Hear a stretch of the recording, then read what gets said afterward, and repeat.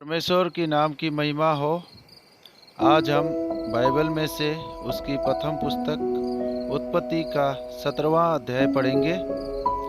जब अब्राम 99 वर्ष का हो गया तब यहोवा ने उसको दर्शन देकर कहा, मैं सर्वशक्तिमान ईश्वर हूँ, मेरी उपस्थिति में चल और सिद्ध होता जा। मैं तेरे साथ वाचा बांधूंगा और तेरे वंश को अत्यंत ही बढ़ाऊंगा। तब अब्राम मुंह के बल गिरा और परमेश्वर उससे यों बातें करता गया, देख, मेरी वाचा तेरे साथ बंधी रहेगी, इसलिए तू जातियों के समूह का मूल पिता हो जाएगा। इसलिए अब से तेरा नाम अब्राम न रहेगा, परंतु तेरा नाम अब्राहम होगा, क्योंकि मैंने तुझे जातियों के समूह का मूल पिता ठहरा दिया है। मैं तुझे अत्यंत फलवंत करूंगा और तुझको जाति जाति का मूल बना दूंगा, और तेरे वंश में राजा उत्पन्न होंगे, और मैं तेरे साथ और तेरे पश्चात पीढ़ी पीढ़ी तक तेरे वंश के साथ भी इस आशय की युग युग की वाचा बांधता हूँ कि मैं तेरा और तेरे पश्चात तेरे वंश का भी परमेश्वर रहूंगा, और मैं तुझको और तेरे पश्चात तेरे वंश को भी यह सारा कनान देश जिसमें तू परदेसी होकर रहता है इस रीति दूंगा कि वह युग युग उनकी निज भूमि रहेगी, और मैं उनका परमेश्वर रहूंगा। फिर परमेश्वर ने अब्राहम से कहा, तू भी मेरे साथ बांधी हुई वाचा का पालन करना, तू और तेरे पश्चात तेरा वंश भी अपनी अपनी पीढ़ी में उसका पालन करे। मेरे साथ बांधी हुई वाचा जिसका पालन तुझे और तेरे पश्चात तेरे वंश को करना पड़ेगा वह यह है, तुम में से एक एक पुरुष का खतना हो। तुम अपनी अपनी खलड़ी का खतना करा लेना।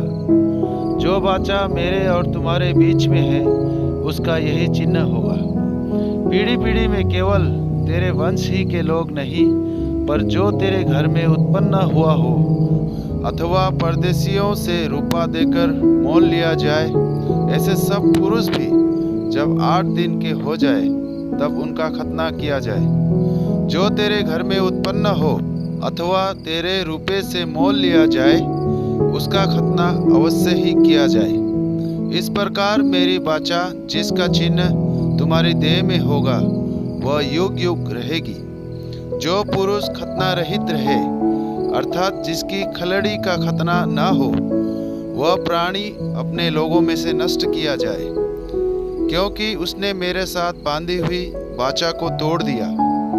फिर परमेश्वर ने अब्राहम से कहा, तेरी जो पत्नी सारई है उसको तू अब सारई न कहना, उसका नाम सारा होगा।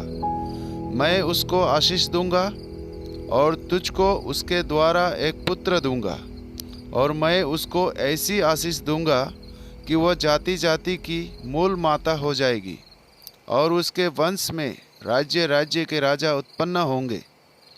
तब अब्राहम मुंह के बल गिर पड़ा और हंसा और मन ही मन कहने लगा, क्या 100 वर्ष के पुरुष के भी संतान होगी?